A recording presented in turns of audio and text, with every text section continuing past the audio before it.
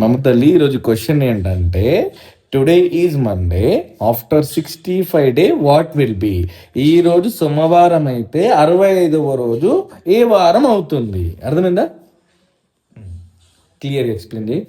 1 week కి 7 days కాబట్టి ఇప్పుడు ఈ రోజు మండే అయితే మళ్ళీ 7 days తర్వాత మండేనే వస్తుంది. అట్లా రిపీట్ అవుతూ వెళ్తుంది కాబట్టి మనం 7 తోటి డివిజన్ చేయాలి.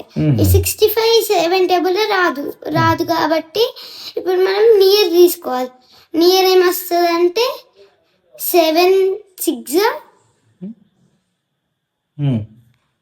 7 9 7 9 63 కాబట్టి ఆ 63ని ఏం చేయాలి?